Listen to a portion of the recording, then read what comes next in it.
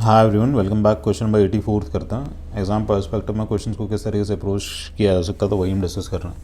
ये क्वेश्चन हम यूपीएससी 2023 के प्रीलिम्स का जनरल स्टडीज़ पेपर 1 हुआ था उसके डिस्कस कर रहे हैं।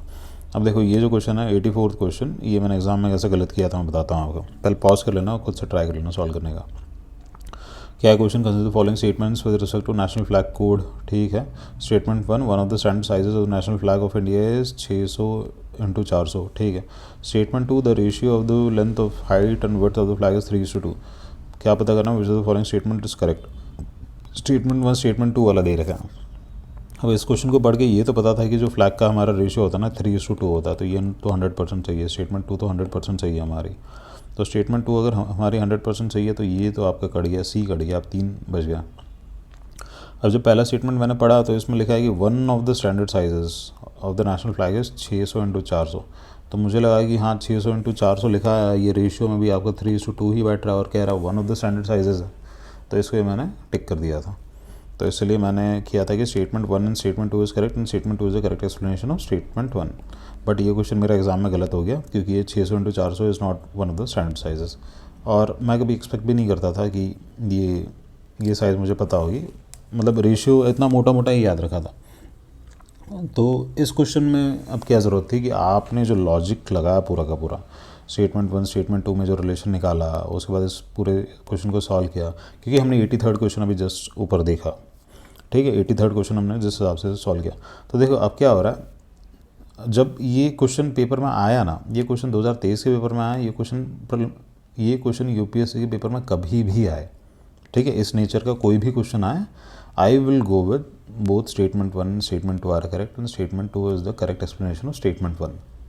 ठीक है। आगे भी अगर ऐसा कोई क्वेश्चन आता है इस नेचर का, चलो अब तो मुझे साइज़ पता चल गई फॉर एग्जांपल कि ये साइज़ स्टैंडर्ड साइज़ नहीं है, तो एग्जैक्ट अगर ये क्वेश्चन आए तो मैं कर जाऊंगा कि ऑप्शन इसका आपका ये हो जाएगा, स्टेटमेंट डी हो जाएगा। ठीक है। बट इस नेचर का क्वेश्चन आया तो जो रूल हम पेपर में लगाने वाला है वो यही है कि स्टेटमेंट वन और स्टेटमेंट टू है, उनके बीच में हम देखेंगे रिलेशन क्या है, रिलेशन बैठ रहा है क्या पॉजिटिव रिलेशन बैठ रहा है, दोनों एक दूसरे को सब्सटेंशिएट कर रहे हैं, नहीं कर रहे, एक्सप्लेन कर पा रहे, नहीं कर पा रहे।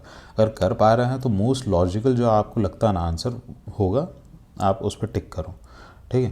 क्योंकि यहाँ पे फ्लैग की स्टैंडर्ड साइजेस पता होना मतलब बहुत मुश्किल है कि किसी ने अगर गलती से कभी देख लिया होगा कि स्टैंडर्ड साइजेस क्या है फ्लैग की, तो उसको शायद आइडिया होगा, अदरवाइज़ तो मुश्किल है याद रखना। ठीक है। और ऊपर से यहाँ रेशियो दे रखा है, रेशियो से और कन्फ्यूजन हो जाता है, रेशियो से लगता है हाँ होगा तो यही होगा। अपना सिंपल सा पेपर में रूल बना के चलो, कुछ क्वेश्चन तो आपके गलत होंगे, आप जो आपका पूरा फंडामेंटल बेसिक नॉलेज वगैरह सब लगा रहे हो उसके बाद भी क्वेश्चन रॉन्ग होंगे, क्योंकि ये पेपर ऐसा है इसमें आप सारे क्वेश्चन सही नहीं कर सकते और आपको सारे क्वेश्चन सही नहीं करना है। बट हाँ, इस क्वेश्चन में आपकी अप्रोच सही थी, मतलब मेरी जो अप्रोच थी, अप्रोच एकदम परफेक्ट थी, तो अप्रोच में कोई गड़बड़ नहीं हुई, तो इस तरीके से इतना दुख नहीं हुआ। ठीक है।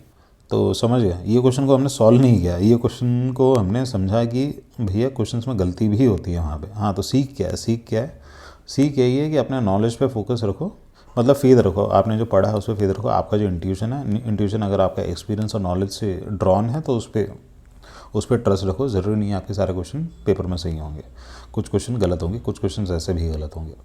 तो ठीक है, एंड करते हैं इस क्वेश्चन को, मिलते हैं नेक्स्ट क्वेश्चन पर।